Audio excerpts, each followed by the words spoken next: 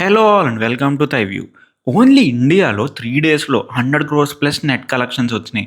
USA domestic box ఆఫీస్‌లో almost $160+ million opening day. Avengers end గేమ్‌ని beat చేసింది డొమెస్టిక్‌లో. ఇంకా అలానే డొమెస్టిక్ ఓపెనింగ్ వీకెండ్ వచ్చేసి $355 మిలియన్. ఎండ్ గేమ్ కన్నా జస్ట్ 2 మిలియన్స్ తక్కువలో అయిపోయింది. వరల్డ్ వైడ్ ఓపెనింగ్ వీకెండ్ వచ్చేసి $927 మిలియన్. ఎండ్ గేమ్ తర్వాత second place for highest opening. అసలు స్పైడర్ మ్యాన్ అంటే ఏంటి, ప్రాపర్ స్పైడర్ మ్యాన్ మూవీ పడితే రిజల్ట్ ఎలా ఉంటుంది అనేది మొత్తం అందరికీ చూపెట్టింది బ్రాండ్ న్యూ డే. కానీ అసలు ఈ మూవీ ఈ రేంజ్ కలెక్షన్ సొంతం చేసుకోవడానికి మెయిన్ రీజన్ ఏంటి? ఎంసీయూలో ఫస్ట్ టైం ఒక ప్రాపర్ స్పైడర్ మ్యాన్ స్టోరీ పడ్డం. అసలు ఈ మూవీ ఎందుకు అందరికి ఇంత నచ్చింది? ఈ మూవీ థీమ్స్ ఏంటి, అలానే డీటెయిల్స్ ఏంటి? ఈ మూవీ ఫ్యూచర్ ఎంసీయూని ఎలా ఎఫెక్ట్ చేయబోతుంది? ఇవన్నీ ఈ వీడియోలో చూసేద్దాం. ఆల్సో స్పాయిలర్స్ ఉంటాయి, so consider this as unofficial spoiler warning. Brand new day movie no way home events తర్వాత స్టార్ట్ అవుతుంది. ప్రపంచం మొత్తం పీటర్ని మర్చిపోతారు అండ్ 4 ఇయర్స్ పాటు పీటర్ ఒక్కడే స్పైడర్ మ్యాన్ లాగా ఫుల్ టైం చేస్తూ ఉంటాడు. తన యాంగ్జైటీ, డిప్రెషన్, లోన్లీనెస్ ఇవన్నీ తను ఎఫెక్ట్ చేస్తాయి. ఇంకా ఫైనల్లీ ఎంజే వేరే రిలేషన్లో ఉంది అని తెలియగానే డిప్రెషన్ పీక్స్కి వెళ్ళిపోద్ది. అందుకే తనలో ఒక మ్యూటేషన్ ట్రిగర్ అవుతుంది. ఎక్కువసేపు స్పైడర్ మ్యాన్లో ఉండడం వల్ల మ్యూటేట్ అయ్యి స్పైడర్ హార్మోన్స్ ఎక్కువైపోతాయి. ఈ story line actually Spider Man the other అనే కామిక్ స్టోరీ లైన్లో ఉంటుంది. కానీ అందులో పీటర్ ఆల్రెడీ ఎంజేతో మ్యారీడ్ ఉంటాడు. ఒక టెర్మినల్ ఇల్నెస్ వచ్చి అయిపోతున్నాడేమో అనుకుంటాడు. కాజ్ తనకి మాల్టింగ్ గురించి తెలియదు కాబట్టి. యాక్చువల్లీ ఎంజేని సేవ్ చేసే ప్రాసెస్లో చనిపోతాడు. బట్ మోల్టింగ్ ఫినిష్ అవుతుంది అండ్ రీబర్త్ అవుతుంది, మళ్ళీ వస్తాడు. ఈ స్టోరీ లైన్ కన్నా ముందే చేంజెస్ అని ఇంకో కామిక్ ఉంటుంది. అందులో జరిగిన ఈవెంట్స్ వల్ల ఫస్ట్ టైం పీటర్కి మెయిన్ మార్వెల్ ఎర్త్లో ఆర్గానిక్ వెబ్ షూటర్స్ వస్తాయి. ఈ మూవీలో అయితే ఈ రెండు ప్లాట్ పాయింట్స్ మిక్స్ చేశారు. ఆర్గానిక్ వెబ్ షూటర్స్ రావడమే కాదు, క్లైమాక్స్ సీన్లో ఈ రీబర్త్ కూడా కంప్లీట్ అవుతుంది. తన 2 పర్సనాలిటీస్ని యాక్సెప్ట్ చేస్తాడు. కానీ ఇక్కడతో అయిపోలేదు. బికాజ్ ఈ మూవీలో ఇంకో మెయిన్ థింగ్ వచ్చేసి ఎక్స్మెన్ ఇంట్రడ్యూస్ చేయడం. సేడీ సింక్ని జీంగర్ క్యారెక్టర్లో క్యాస్ట్ చేశారు and she was so good in this movie. Look beautiful, acted so well. ఓవరాల్గా ఒక solid intro for this character వచ్చింది. అండ్ ఈ మూవీ లాస్ట్లో జీన్ బస్లో వెళ్తూ ఉంటుంది కదా, అది ఎక్కడికో కాదు, Charles Xavier school for gifted youngsters దగ్గరికి వెళ్తుంది. ఎక్స్మెన్ మూవీస్ చూసిన వాళ్ళకి ఈ స్కూల్ ఏంటో ఒక ఐడియా ఉంటుంది. బట్ చూడకపోయినా ఏం పర్లేదు, బికాస్ ఎంసీయూలో ఫ్రెష్గా ఎక్స్మెన్ రీబూట్ అనౌన్స్ చేస్తారు. థండర్ బోల్ట్స్ మూవీ డైరెక్టరే ఈ ఎక్స్మెన్ మూవీ కూడా డైరెక్ట్ చేస్తున్నారు. ఆల్సో రీసెంట్గా కాస్టింగ్ కూడా అనౌన్స్ చేశారు. కాస్ట్ అయితే సాలిడ్ ఉంది. సమారా వీవింగ్, ఎమ్మా ఫ్రాస్ట్ కాస్టింగ్ అయితే literally so perfect. 100% comic accurate ఉంటుంది ఈమె కాస్టింగ్. ఇంకా అలానే వేరే ఎక్స్మెన్ కూడా కాస్ట్ అవుతున్నారు. సేడియస్ జీన్గ్రే మనకు ఆల్రెడీ తెలుసు. ఇంకా ఏలియన్ రామిలస్ బీఫ్ సిరీస్లో చేసిన కేలీ స్పెయిన్ని రోగ్గా కాస్ట్ చేశారు. బీఫ్ సీజన్ 2లో ఆమె కోస్టర్ చార్ల్స్ మెల్టన్ బీస్ట్ రోల్లో తీసుకున్నారు. ఇంకా అబ్సెషన్ మూవీలో చేసిన ఇండియన్ ఎవరెట్ అయితే మిస్టిక్ రోల్ చేయడానికి ఇంట్రెస్టెడ్ అని చెప్పింది. ఇదే కాదు, ఇంకా ఫ్రెష్ కాస్ట్ మెంబర్స్ని తీసుకురావడానికి కూడా చూస్తున్నారు. బేసికల్లీ ఆగస్ట్ 14 నుంచి 16 దాకా డిజ్నీ వాళ్ళ D23 ఈవెంట్ అవుతుంది. ఈ ఈవెంట్లోనే మొత్తం ఎక్స్మెన్ని రివీల్ చేయాలి అనేది ప్లాన్. బట్ కాస్టింగ్ అయితే బెస్ట్ ఉంది. అందరూ మంచి యాక్టర్సే. ఇంకా మెల్లిగా అవెంజర్స్ని ఫేజ్ అవుట్ చేసి ఎక్స్మెన్ని మెయిన్ చేయబోతున్నారు అని అర్థమైపోతుంది దీంట్లో. ఇంకా అలానే ఈ మూవీలో పీటర్ పార్కర్ ఒక ఇన్హిబిటర్ తయారు చేస్తాడు కదా, ఇది ఉంటే పవర్స్ న్యూట్రలైజ్ అయిపోతాయి. గెస్ వాట్, ఎక్స్మెన్ స్టోరీస్లో మెయిన్ కాన్ఫ్లిక్ట్ ఎప్పుడు ఇదే ఉంటుంది. వాళ్ళ మ్యూటేషన్ తొక్కేయాలని చూస్తారు, గవర్నమెంట్ అయినా పబ్లిక్ అయినా. సో వాళ్ళ పవర్స్ తొక్కేది ఏమొచ్చినా కూడా వాళ్ళ మీద బలవంతంగా ఫోర్స్ చేద్దామనే చూస్తారు. ఈ ఇన్హిబిటర్స్తో కూడా ఫ్యూచర్లో అదే చేస్తారు. అండ్ ఆ స్టోరీలో అయితే ఖచ్చితంగా ఎక్స్ప్లోర్ చేస్తారు. ఇన్ఫ్యాక్ట్ విత్ ఇన్ ఎక్స్మెన్ కూడా సివిల్ వార్ లాంటిది ఏమైనా వచ్చినా కూడా సర్ప్రైజ్ అవ్వక్కర్లేదు. అలానే ఎంజే అండ్ నెడ్ క్యారెక్టర్స్తో కూడా ఫ్యూచర్ ఆర్క్స్ ఎలా ఉండో చూసేద్దాం. ఈ థియరీ నోవే హోమ్ అప్పుడే పాపులర్ అయింది, బట్ మేబీ ఫ్యూచర్లో కూడా రావచ్చేమో. స్పైడర్ మ్యాన్ విలన్స్లో హాబ్ గాబ్లిన్ అని ఒకడు ఉంటాడు. కామిక్స్లో కూడా నెడ్ లీడ్సే ఈ మెయిన్ విలన్లా మారుతాడు. నోవే హోమ్లో ఆ డైలాగ్ కూడా ఉంటుంది, నేను విలన్ అవ్వను అని ప్రామిస్ చేస్తున్నా అంటాడు నెడ్. బట్ అప్పటి నుంచి ఇప్పటికీ ఎంసీయూ ప్లాన్స్ చాలా చేంజ్ అయ్యాయి. మేబీ అప్పట్లో హాబ్ గాబ్లిన్ టీజ్ ఇద్దాం అనుకుని ఉంటారు, బట్ ఇప్పుడైతే జరగదు అని అనిపిస్తుంది.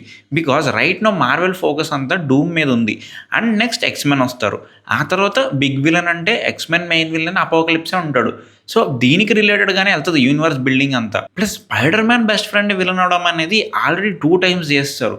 ఎంసీయూలో ఎలానో కొత్తగా ట్రై చేస్తున్నారు కాబట్టి చేయకపోవచ్చు. ఇంకా ఎంజే క్యారెక్టర్ విషయానికి వస్తే ఈ మూవీలో అయితే ఎంజేకి ఇంకా పీటర్ ఎవరో గుర్తుండడు. బట్ మూవీలో ఒక సీన్ ఉంటుంది. నెడ్, పీటర్ అండ్ ఎంజేని కలిసి ఒకే రూమ్లో ఉంటాడు. నెడ్ అండ్ పీటర్ కలిసి లెగో బిల్డ్ చేస్తూ ఉంటారు. ఎంజే ఏమో వాళ్ళిద్దరు డ్రాయింగ్ వేస్తుంది. ఇక్కడ గమనిస్తే డ్రాయింగ్లో పీటర్ పార్కర్ మొహం వేసేస్తుంది, కానీ సీన్లో మాస్క్ వేసుకునే ఉంటాడు. అంతకన్నా ముందు మాస్క్ లేకుండా చూసినా కూడా చాలా తక్కువసేపు చూస్తుంది. అండ్ డ్రాయింగ్ వేయడానికి గుర్తుపెట్టుకునే అంత అయితే చూడదు.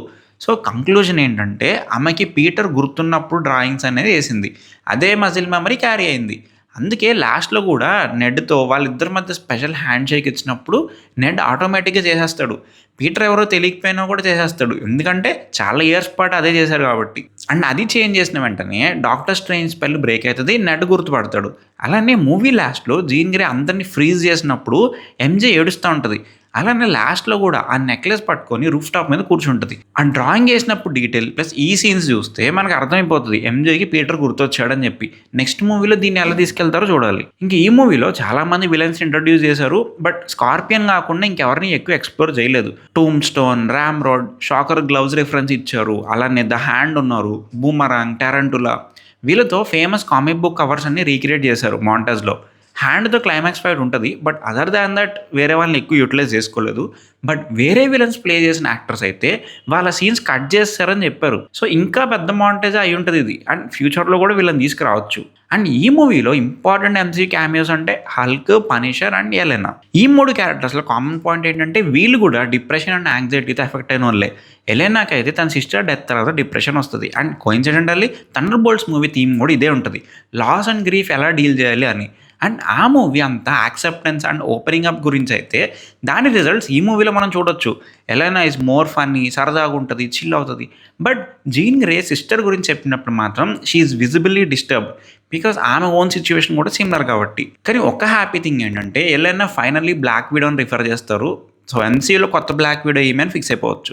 హల్క్ అయితే ఎండ్ గేమ్ తర్వాత మోస్ట్లీ చిల్ ఉన్నాడు, పీస్ఫుల్ అయ్యాడు. బ్యానర్ అండ్ హల్క్ మధ్య బ్యాలెన్స్ తెచ్చుకున్నాడు. కానీ ఒక టెలిపాత్ వచ్చి బ్రెయిన్ కంట్రోల్ చేయడం వల్ల మొత్తం తన లైఫ్ అన్రావెల్ అయిపోద్ది. ఆల్మోస్ట్ పీటర్ని చంపేపోతాడు. లాస్ట్ మినిట్లో సంహవ్ గుర్తొస్తుంది. ఇంకా బ్రూస్ బ్యానర్ కొంచెం కంట్రోల్లోకి వస్తాడు. అండ్ ఇక్కడ కూడా he willingly jumps out. Basically తనంతా తను చచ్చిపోదామని ట్రై చేస్తాడు ఇక్కడ. బికాజ్ లాస్ట్ టైం వాండా కూడా ఇలానే హల్క్ బ్రెయిన్తో ఆడుకుంది. ఆ దెబ్బతో అవెంజర్స్తో గొడవ రావడమే కాదు, సకార్లో గ్లాడియేటర్లో ఉండాల్సి వచ్చింది. మళ్ళీ ఆ డ్రామా రీసర్ఫేస్ అయ్యేసరికి ఇంకెలా దూకేస్తాడు. ఈవెందో తనకి ఏం అవ్వదు అని తెలిసినా కూడా it's just what he feels in that moment. లాస్ట్లో బ్రూస్ బ్యానర్ని సైకియాట్రిక్ ఫెసిలిటీలో పెట్టారంటారు. ఇన్ కేస్ మార్వెల్ కనుక సోలో హల్క్ మూవీ తీయాలి అనుకుంటే మాత్రం ఇంతకన్నా మంచి ఛాన్స్ ఉండదు. It will be a nice premise. ఒక psych horror plus monster movie genres mix చేసి ఒక సోలో హల్క్ మూవీ తీస్తే మాత్రం అదిరిపోద్దండి. ఈసారి అయినా హల్క్తో ఒక మంచి సోలో మూవీ దింపితే బాగుంటుంది. ఇంకా పనిషర్ గురించి చెప్పక్కర్లేదు అనుకుంటా. ఫ్యామిలీని కోల్పోతాడు, యాంగర్, ఫ్రస్ట్రేషన్, టార్చర్ పెడతారు, తను చాలామంది లేపేస్తాడు, ఆల్మోస్ట్ తనే పోతాడు. And Punisher one last kill చూస్తే అందులో పనిషర్ కూడా తను తాను ఫసక్ చేసుకోవడానికి ట్రై చేస్తాడు. బట్ లాస్ట్కి కొంచెం హోప్ఫుల్ అవుతాడు. అది బిఎన్డీలో కూడా కంటిన్యూ అవుతుంది. పీటర్తో ఇంటరాక్ట్ అయ్యే కొద్దీ కొంచెం చిల్ అవుతాడు. And much needed for Frank's character. ఇంక ఈ మూవీ టైం లైన్ వచ్చేసి డేర్ డెవిల్ సీజన్ 2 తర్వాత జరుగుతుంది. అందుకే ఈ మూవీలో 4 years ఒక మాంటేజ్లో స్కిప్ చేసేస్తారు. ఆ 4 yearsలో ఫిస్క్ మేయర్ అవ్వడం అండ్ లాస్ట్కి వాడిని పీకేయడం కూడా జరుగుతుంది.